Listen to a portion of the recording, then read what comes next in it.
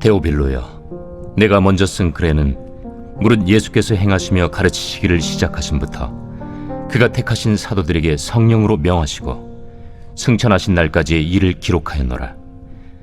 그가 고난받으신 후에 또한 그들에게 확실한 많은 증거로 친히 살아계심을 나타내사 40일 동안 그들에게 보이시며 하나님 나라의 일을 말씀하시니라.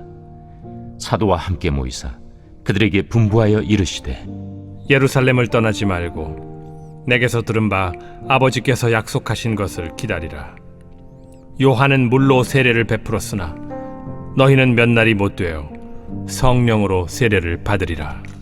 그들이 모였을 때 예수께 여쭈어 이르되, 주께서 이스라엘 나라를 회복하심이 이때니이까?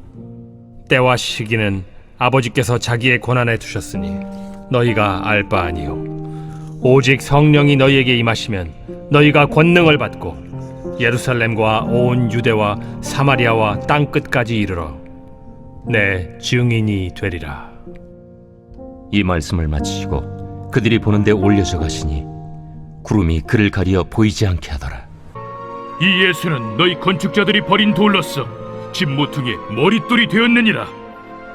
다른 이로서는 구원을 받을 수 없나니 천하 사람 중에 구원을 받을 만한 다른 이름을 우리에게 주신 일이 없음이라. 성도 여러분, 안녕하세요. 오늘도 말씀으로 승리하는 은혜가 저와 여러분 위에 함께하기를 주님의 이름으로 축원드립니다. 우리 이제 오늘부터, 아니 본격적으로 내일부터인데요, 오늘 우리는 이제 신약성경의 5번째 책인 사도행전에 대해 우리가 여행을 떠나기 전 지도 보기, 그래서 우리 좀 미리 개요도 알고 전체적으로 이 책이 어떤 내용인가 우리가 좀 알아보고 내일부터 여행을 좀 떠나도록 하겠습니다. 듣고 오셨겠지만 이 사도행전의 핵심 구절은 제가 2구절로 뽑아봤는데요. 첫 번째는 1장 8절입니다. 오직 성령이 너희에게 임하시면 너희가 권능을 받고 예루살렘과 온 유대와 사마리아와 땅 끝까지 이르러 내 증인이 되리라 하시니라. 아멘. 4장 12절이요. 다른 이로서는 구원을 받을 수 없나니 천하 사람 중에 구원을 받을 만한 다른 이름을 우리에게 주신 일이 없음이라 하였더라. 아멘. 그렇습니다. 그래서 이런 아주 이 두 구절이 이 사도행전을 나타낸 아주 대표적인 구절이라고 할 수 있는데요. 그래서 이런 구절에 우리 이런 구절과 또 이 사도행전이 어떤 책인가 우리가 두 기둥을 놓고 보자면, 첫 번째 우리 키워드는 뭐냐? 예수 그리스도의 복음이 성령과 교회의 사역을 통해 전 세계로 흥황하여 확장되는 것을 보여주는 책, 즉 이 예수 그리스도의 복음이 성령의 인도하심과 또 그 성령이 만드신 교회 공동체를 통해 전 세계로 확장된다라는 걸 보여주는 한 기둥의 책이고, 또 하나는 뭐냐? 그런 교회를 이어받은 그리스도인들에게 여전히 복음 전파의 사명과 임무를 전수해주는 책, 여전히 우리도 그 선교, 전도에 참여해야 한다라고 알려주는 책이 바로 사도행전이다라고 할 수 있겠습니다. 그래서 이 사도행전은요, 누가복음의 후편에 해당합니다. 그러니까 누가는 누가복음을 쓰고 그 다음에 사도행전을 쓴 거예요. 그래서 사도행전은 복음서와 서신서를 이어주는 교량 역할을 하기도 합니다. 땅끝까지 복음을 전하라는 지상 명령을 실천할 이 선교의 기록이라는 면에서 때로는 이 사도행전을 선교행전으로, 또 원동력이 성령님이시라는 면에서 성령행전으로 불리기도 합니다. 누가복음과 사도행전의 저자인 누가는 성경의 저자 가운데 유일한 이방인이고 안디옥에 거주하던 헬라인 의사였습니다. 누가는 사도 바울의 2차 전도 여행부터 이 바울이 순교할 때까지 끝내 바울과 함께 동고동락하며 동역했던 신실한 인물이었으며, 또 자신이 가진 의사로서의 재능으로 하나님의 사역에 봉사함으로 많은 사람들에게 사랑을 받던 자였습니다. 또한 이 누가는 지적인 헬라인 출신 의사였기 때문에 냉철한 지성과 교양, 또 의사로서의 덕망과 아울러 예수님의 복음에 대하여 뜨거운 열정을 가지고 있었습니다. 그래요, 그는 누가복음과 사도행전의 모든 일을 상세하고도 정확하게 기록하여 자신과 같은 문화권에 살던 헬라 이방인들에게 예수 그리스도에 대한 복음을 전하고자 평생을 힘썼던 이방인 제자가 바로 누가인 거예요. 이런 누가가 누가복음의 후편으로 쓴 사도행전은 예수님의 승천 이후에 복음의 중심지였던 예루살렘에서 복음이 사마리아를 거쳐 그 당시 세상의 중심이라 여겨졌던 로마를 넘어 세상의 끝이라 여겨진 스페인까지 뻗어나가는 과정을 보여주고 그 과정에서 성령님의 역사와 인도하심으로 교회가 탄생하고 성령과 교회의 역사가 복음의 역사와 함께 나아감을 생동감 있게 보여줍니다. 즉 성령 충만을 받은 제자들이 예수 그리스도의 증인, 즉 사도가 되어 땅끝까지 복음의 지경을 넓혀가는 모습이 바로 사도행전 전체의 핵심 내용이다 라고 할 수 있는 거죠.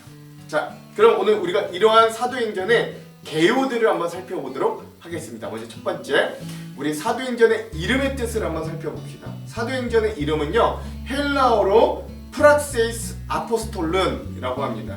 그래서 이 프락세이스는 뭐냐면 행적, 그간 업적, 그간 치적, 뭐 행적 이런 것들을 의미하고 아포스톨론 이것은 사도들이라고 이야기합니다. 그래서 프락세이스 아포스톨론 하면 사도들의 행적이라는 뜻이 되는 거죠. 영어 성경도 마찬가지입니다. Acts of the Acts of the Apostles 라고 해서요, 이것도 사도들의 행적이라고 하고요. 우리 한글 성경에서는 그래서 이런 뜻을 살려서 사도행전이라고 하는 이름을 지었습니다. 그러니까 사도들이 이 복음을 전하려 했던 행적들, 그들의 업적들, 복음의 사역들 뭐 이런 걸 이야기하는데, 뭐 엄밀히 이야기하면 사도들의 행적이라기보다 성령의 행적이라고 하는 게 더 맞긴 한데요. 아무튼 사도행전이라고 이름을 지었습니다. 자, 저자는 누구인가 살펴볼까요? 저자는 사랑받는 의사 누가입니다. 성경 저자 중에 유일한 이방인이에요. 자, 근거는 세 가지가 있어요. 첫 번째, 누가복음과 사도행전의 저자가 같아요. 그리고 이 책들의 공동 수신자인 데오빌로 각하가 있습니다. 사도행전 1장 1절에서 2절, 데오빌로여, 내가 먼저 쓴 글에는 무릇 예수께서 행하시며 가르치시기를 시작하심으로부터 그가 택하신 사도들에게 성령으로 명하시고 승천하신 날까지의 일을 기록하였노라. 아멘. 그렇죠. 자, 두 번째 근거는 뭐냐면 바울의 사역의 현장에 우리라고 하는 표현으로 같이 동행했던 자, 바로 이 누가였음을 알 수 있는 겁니다.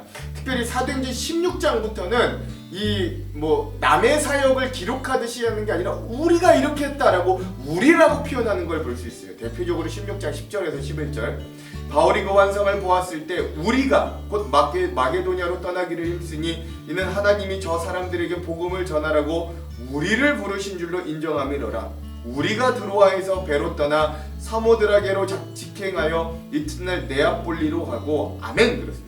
이 외에도 사도행전 20장, 21장, 27장, 28장 이 후기로 가면 갈수록 그가 또는 바울의 사역이 라고 하지 않고요, 여기 누가복음 뭐라고 되어 있냐면 우리가 그렇게 했다, 이 바울을 포함한 우리가 이 사역들을 진행했다 라고 표현하고 있다는 거예요. 이게 이제 누가, 이 바울과 함께 사역했던 누가가 저자라는 근거가 되는 거예요. 세 번째, 누가복음과 사도행전에는 전문적인 의학 용어, 약의 이름이라든가 치료하는 방법이라든가 질병 등과 관련된 용어들이 300회 이상이나 사용되는데, 이는 본서의 저자가 의사고 그 의사가 사도 바울과 동행한 주치의였음을 더욱 선명하게 나타내는 증거, 그래서 저자는 누가다라고 할 수 있는 것입니다.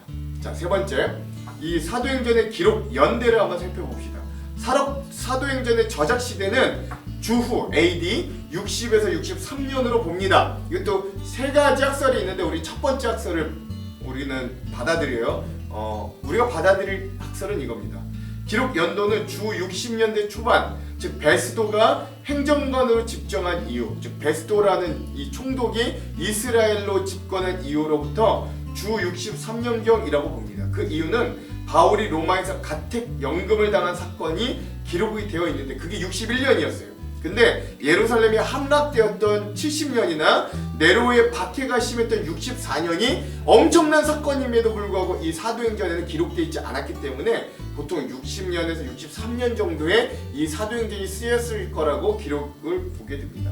자, 두 번째는 어떤 학설도 있냐면 누가의 말년에 이 사도행전이 기록되었을 거라 추측하고 주 85년에 이게 써졌다라는 견해도 있고요. 참고만 하세요. 셋째, 요세푸스 역사학자의 기록이 사도행전과 비슷하여서 비슷한 사건들이 많아서 이 기록 연대를 그 연대인 주후 94년으로 보기도 하는데요. 근데 우리는 첫 번째 학설인 주후 60에서 63년으로 우리 기록 연대를 보도록 하겠습니다. 네 번째, 우리 사도행전의 주제, 큰 주제 세 가지를 함께 살펴볼게요. 첫 번째, 사도행전의 두 측은 성령의 역사와 교회의 확장에 있다라고 할 수 있어요. 사도행전이 중요한 이유는 성경에 등장하는 삼위일체 하나님의 대표적인 모습 중에 드디어 성령님의 시대로 시작되는 책이 바로 이 사도행전이기 때문에 그렇습니다. 구약 성경은 삼위일체 하나님의 모습 중에 성부 하나님께서 대표적으로 인간들에게 나타나 사역과 구원을 이끄시는 모습으로 나타나셨다면, 복음서는 성자 예수님의 모습이 대표적으로 우리 인간들과 함께하여 구원 사역을 이루십니다. 그 이후 사도행전부터 오늘날에까지 우리는 성령님으로 대표되는 삼위일체 하나님과 함께 동행하며 신앙생활을 합니다. 그래서 우리는 성령의 시대를 살아가고 있다고 해도 과언이 아닌 거예요. 그리고 그런 성령님의 시대의 포문을 연 게 바로 사도행전입니다. 근데 여러분, 여기서 오해는 금물이 삼위일체 하나님은 언제나 함께 일하시는데요, 그중에 우리 인간들에게 주로 보여주시는, 겉으로 대표적으로 보여주시는 모습이 그렇다라는 것이에요. 사도행전은 그래서 드디어 성령님의 역사와 사역이 시작됨을 확실하게 보여줍니다. 예수님이 약속하신 성령님은 오순절 마가의 다락방에서 제자들에게 임하셨어요. 강력하게. 성령님은 12제자와 120문도들을 거듭나게 하시고 그들을 인도하시며 그들로 하여금 예수 그리스도의 복음을 증거하도록 그들을 변화시키셨습니다. 또한 성령님은 예수님을 따르는 제자들에게 능력과 은사를 주실 뿐만 아니라 성령 충만한 삶을 살게 하십니다. 그래서 사도행전은 성령행전이라는 별명이 있기까지 합니다.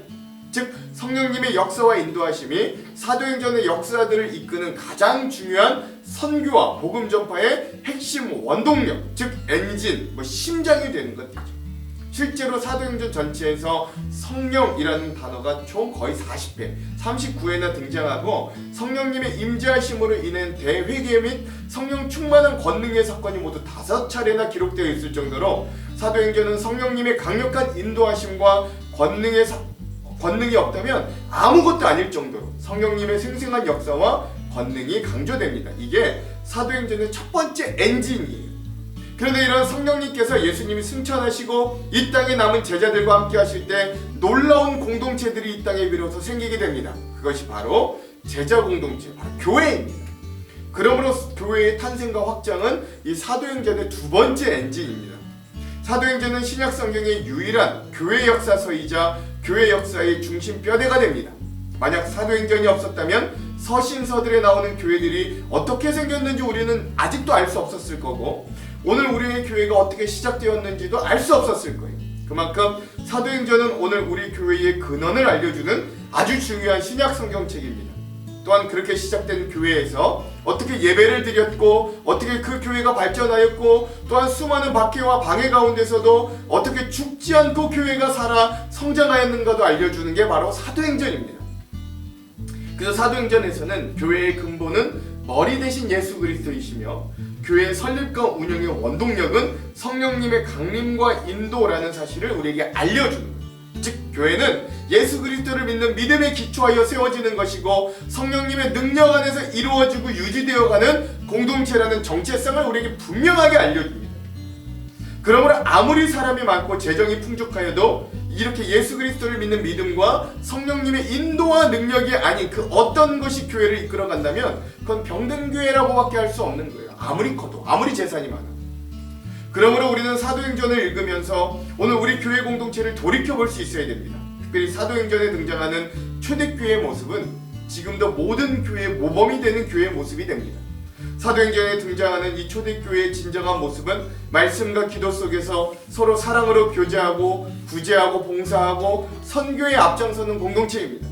이렇게 성령의 충만한, 이렇게 확장되는 교회의 모습을 가장 잘 나타내주는 장면이 바로 사도행전 2장 44절에서 47절에 나타나는데요. 한번 읽어볼게요. 믿는 사람이 다 함께 있어 모든 물건을 서로 통용하고 또 재산과 소유를 팔아 각 사람의 필요를 따라 나누어 주며 날마다 마음을 같이하여 성전에 모이기를 힘쓰고 집에서 떡을 떼며 기쁨과 순전한 마음으로 음식을 먹고 하나님을 찬미하며 또 온 백성에게 칭송을 받으니 주께서 구원받는 사람을 날마다 더하게 하시니라. 아멘. 그러므로 여러분, 우리가 내일부터 사도행전을 철저히 읽어갈 텐데 이 성경을 읽으면서 성령의 충만한 인도하심과 건강한 복음이 이 충만한 교회로 만들어가는 귀한 은혜들로 우리에게 다가오기를 간절히 소망해 봅니다. 자, 두 번째 사도행전의 주제는요, 사도행전의 방향입니다. 그 방향이 뭐냐? 전 세계를 향한 선교의 꿈이에요. 구약성경, 특별히 예언서에서 간간히 등장하였던 이방인과 온 열방에 대한 하나님의 구원 사역이 사도행전에서는 드디어 정식으로 기독교 복음의 구원이 전 세계에 활짝 열려진 놀라운 포문을 열어주게 되는 거예요. 드디어. 그러니까 구원이 이스라엘에만 있는 게 아니라 열방으로 퍼져가는 포문이 드디어 열려지고, 그러므로 사도행전 이후에는 꼭 이스라엘의 형통이 아니라고 할지라도 예수 그리스도께서 자신의 몸을 십자가에 던져 닦아 놓으신 그 구원의 길에 성령님의 임재와 인도와 충만하심으로 세계 전파의 사명을 감당하는 사도들을 통해 우리는 혈통과 육정과 사람의 뜻에 의해 구원받지 않고 믿고 영접하면 구원을 얻는 하나님의 자녀가 될 수 있는 길이 열렸다라고 합니다. 이런 놀라운 은혜를 사도행전이 정확하게 알려줍니다. 사도행전 전체는 지역적으로 세 부분으로 나눌 수 있는데, 그게 첫 번째는 예루살렘 지역에서의 복음 전파, 두 번째는 사마리아와 온 유대 지방에서의 선교, 그리고 마지막 세 번째는 로마로 향하는 복음의 확장 부분입니다. 그걸 가장 잘 나타내주는 구절이 바로 사도행전 핵심 구절인 1장 18절의 말씀, 1장 8절의 말씀인데요. 제가 읽어볼게요. 오직 성령이 너희에게 임하시면 너희가 권능을 받고 예루살렘과 온 유대와 사마리아와 땅 끝까지 이르러 내 증인이 되리라 하시리라. 아멘. 즉 사도행전의 핵심 구절인 이 말씀 그대로 사도행전 전체 사역은 처음 시작은 예루살렘으로부터 시작합니다. 그리고 나서 그 사역은 7집사를 세우며 유대 온 지역과 사마리아로 퍼지게 돼요. 그리고 그 복음이 이방 세계를 향하게 됩니다. 예를 들어 베드로가 환상을 통해 로마의 백부장 고넬료를 복음으로 회심시키고 그 가정을, 이방인의 선교의 핵심 기지인 안디옥 교회가 등장합니다. 그리고 중요한 인물 이방인 선교의 아버지 바울의 회심과 또 그의 등장이 나타나고, 드디어 바울이 1차 전도 여행과 예루살렘 공의회, 이걸 통해 또 이방인 선교가 열리고 2차, 3차 전도 여행을 통해 복음이 소아시아와 유럽에까지 전파되는 거예요. 그러나 바울은 거기서 멈추지 않고 드디어 복음이 땅끝이라고 하는 로마로 향하기 위해 끝까지 재판을 받으며 로마로 가는 여정을 향합니다. 그리고 바울은 로마서에 보면 그 당시 땅의 끝이라고 여겼던 유럽의 서쪽 끝, 스페인, 서바나까지 복음이 확장되기 위해 노력했음을 우리는 알 수 있는 거예요. 그러면 이런 전 과정을 통해 사도행전은 우리들에게 예수 그리스도의 복음을 들고 성령의 인도하심과 충만한 권능을 가지고 먼저 우리의 가정과 주변에, 그리고 전 세계에 선교하는 자들이 되기를 도전한다 라고 할 수 있는 거죠. 특별히 사도행전은 지역으로만 분류될 뿐만 아니라 사역을 이끌어가는 두 인물로도 나눌 수가 있습니다. 전체를. 그래서 전반부 1장에서 12장까지는 베드로의 사역에 의해 이끌려가고, 그 이후에 후반부 13장에서 28장은 사도 바울의 사역에 의해 이야기들이 이끌어갑니다. 그래서 두 사도를 이렇게 부르기도 하죠. 유대 선교의 아버지는 베드로, 그리고 이방인 선교의 아버지는 사도 바울이라고 돼요. 즉 사도행전은 실질적으로 예수님의 수제자이자 예수님의 육신을 직접적으로 만지고 보고 동고동락했던 베드로를 사도로 인정하고 전반부의 핵심 인물로 설정하지만, 또한 그 이후 13장부터 이방세계 사역을 이끌어가는 바울도 베드로와 같은 반열의 사도로서 인정하려고 무던히 노력합니다. 그래서 사도행전 전반부와 후반부를 이끌어가는 이 두 인물 베드로와 바울은 서로 거의 똑같은 기적들을 일으키는 모습을 평행 이론으로 볼 수 있는 거예요. 여러분 표 보시면 알겠는데, 이 사도행전 전체에서 사도 베드로가 사역할 때와 사도 바울이 사역할 때 비슷한 기적을 둘이 동시에 일으킵니다. 안진뱅이를 고치는 기적은 사도 베드로는 3장 2절에서 8절, 사도 바울은 14장 8절에서 12절. 특별한 치유의 능력을 보여주는 건 사도 베드로는 5장 15절, 사도 바울은 19장 12절. 마술사들을 복음으로 제압하는 장면은 베드로는 8장, 그리고 사도 바울은 13장. 죽은 이를 살리는 능력은 사도 베드로는 9장, 사도 바울은 20장. 기적적으로 감옥에서 풀려나는 역사는 사도 베드로는 12장, 사도 바울은 16장에서 나타납니다. 이렇게 거의 일으킬 수 있는 기적, 이 성령의 권능이 이 두 사람에게 거의 똑같게 나타나는 걸 보여주는 거죠. 왜 그러냐? 이 두 사도 베드로와 바울의 권위가 대등함을 보여주려는 누가의 의도가 있는 겁니다. 그럼 왜 두 사도의 권위가 대등함을 굳이 이렇게 보여줄까요? 그건 이방 선교의 아버지인 바울의 사역이 유대 지역을 중점으로 사역하는 베드로만큼 중요하고 대등함을 알려주는, 즉 세계 선교에 관심하는 사도행전의 주제를 잘 나타내주는 의도라고 할 수 있는 거죠. 그러므로 사도행전은 세계 선교의 꿈을 우리에게 계속적으로 제공해 줍니다. 교회와 복음은 세상 끝날까지 확장될 것임을 사도행전은 우리에게 확신적으로 알려주는 겁니다. 그러면 성령님께서 함께 하시는 참교회는 그게 어떤 형태로든 선교와 복음 전파를 멈추지 않는 거예요. 직접 나가지 않는다면 보내는 선교사라도 하는 거죠. 그러므로 내일부터 시작될 이 사도행전 여행을 통해서 우리 교회도 더욱 선교와 복음 전파에 힘쓰는 사람들과 공동체로 세워지기를 주님의 이름으로 축원합니다. 세 번째 주제, 성령님께서 세운 교회와 예수 그리스도의 복음은 흥왕하여 영원하리라 라고 하는 게 마지막 이 사도행전의 세 번째 주제입니다. 사도행전의 강렬한 특징 중에 하나는 바로 확장에 있습니다. 특별히 성령님께서 세우신 교회와 예수 그리스도의 복음, 그리고 하나님의 말씀이 점점 왕성하여 확장되는 모습을 여러 번 사도행전 전체를 통해 반복해 보여줍니다. 제가 이제부터 말씀을 읽을게요. 여러분 한번 보십시오. 사도행전 2장 41절, 그 말을 받은 사람들은 세례를 받음에 이날에 신도의 수가 3,000이나 더하더라. 아멘. 사도행전 6장 7절, 하나님의 말씀이 점점 왕성하여 예루살렘에 있는 제자의 수가 더 심히 많아지고 허다한 제사장의 무리도 이 도에 복종하니라. 아멘. 11장 24절, 바나바는 착한 사람이요 성령의 권능이 충만한 사람이라 이에 큰 무리가 주께 더하여 지니라. 아멘. 2장 24절, 하나님의 말씀은 흥왕하여 더하더라. 아멘. 16장 5절, 이에 여러 교회가 믿음이 더 굳건해지고 수가 날마다 늘어가니라. 아멘. 19장 20절, 이와 같이 주의 말씀이 이미 있어 흥왕하여 세력을 얻으니라. 28장 30에서 31절, 바울이 온 이대를 자기 셋집에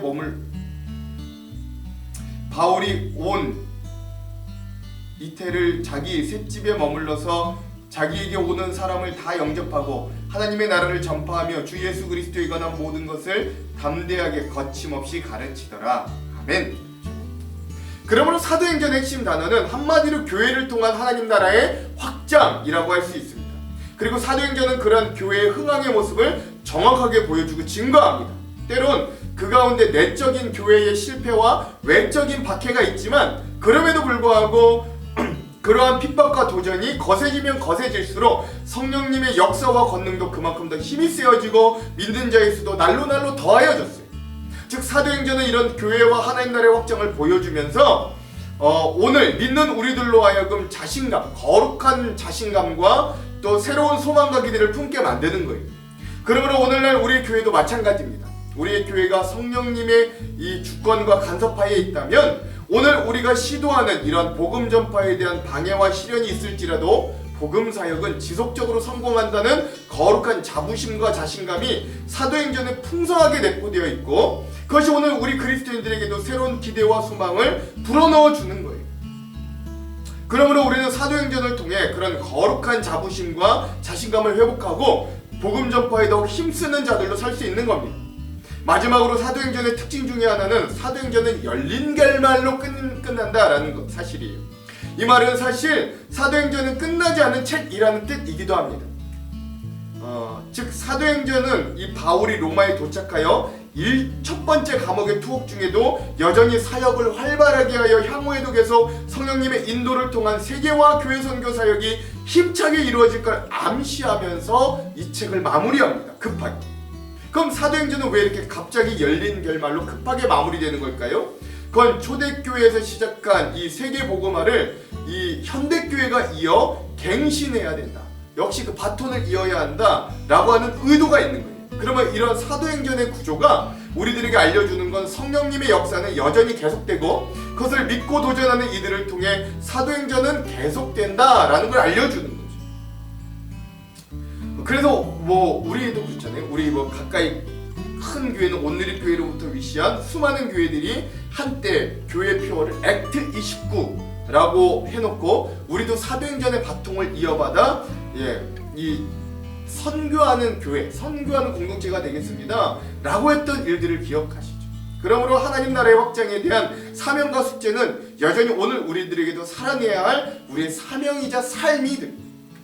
그러므로 내일부터 읽어갈 이 사도행전을 통해 우리는 계속해서 이 포기하지 않는, 그리고 성령의 권능을 가지고 복음의 확장과 복음의 전파에 동참하는 그런 자신감과 또 확신을 가질 수 있는 귀한 자들로 서기를 주님의 이름으로 축원드립니다. 자, 우리 5번째, 그럼 마지막 이 사도행전의 구조를 살펴보고 함께 오늘 이 지도 보기를 마무리하도록 해볼게요. 자, 사도행전의 구조는 세 부분으로 나뉘어질 수도 있습니다. 인물로는 크게 두 부분으로 나뉘어지는데요. 세 부분을 한번 볼게요. 그러니까 첫 번째는 뭐냐면 예루살렘에서 증거된 복음의 흥왕입니다. 1장에서 7장이에요. 교회 형성기고 한 1년간의 기간입니다. 여기에는 성령님의 강림과 교회가 탄생하는 1장에서 2장의 모습과 또 예루살렘 교회의 폭발적인 성장 그런 모습들을 3장에서 7장까지의 모습을 보여줍니다. 여기에서의 주 사역자는 사도 베드로인 거예요. 자, 그러면서 두 번째 파트는 이 온 유대와 사마리아 지역에서의 복음 증거의 모습을 보여줍니다. 8장에서부터 12장 교회의 과도기한 15년간의 모습이에요.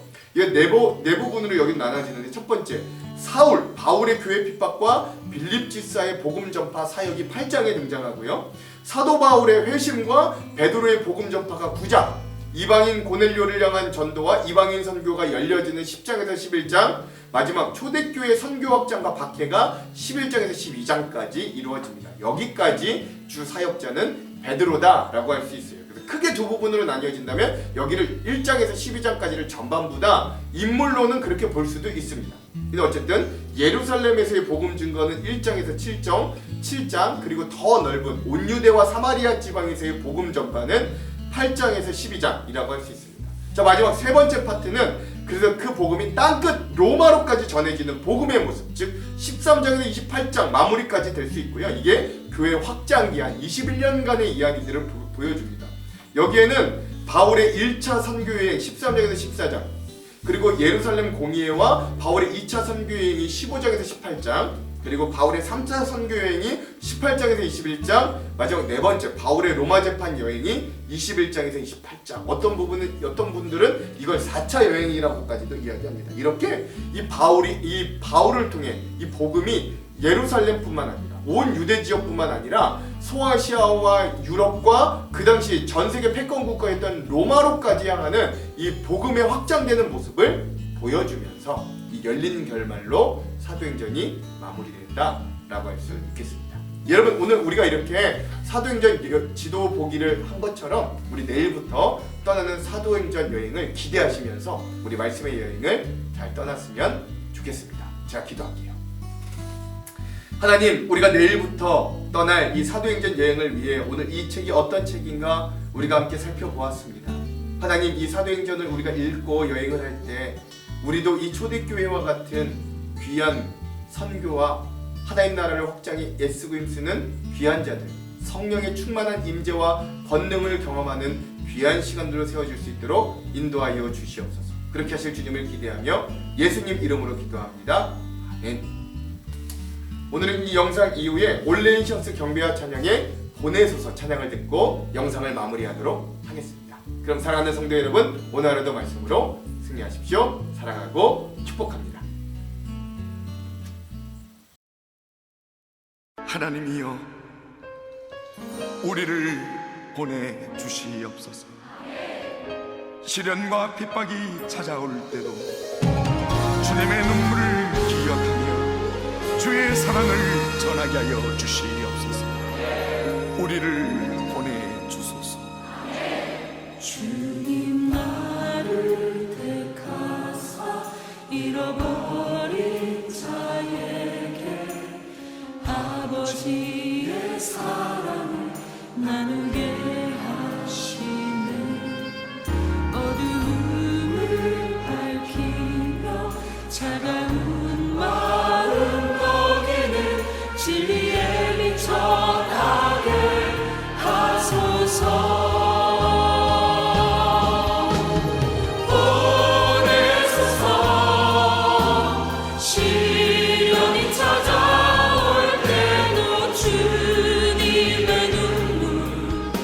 기억하게 하소서.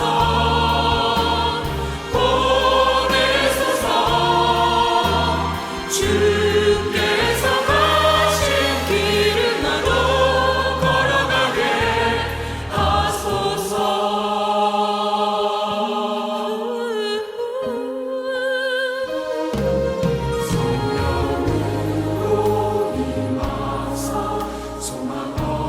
모든 자에게 생명의 그 말씀을 전하게 하시는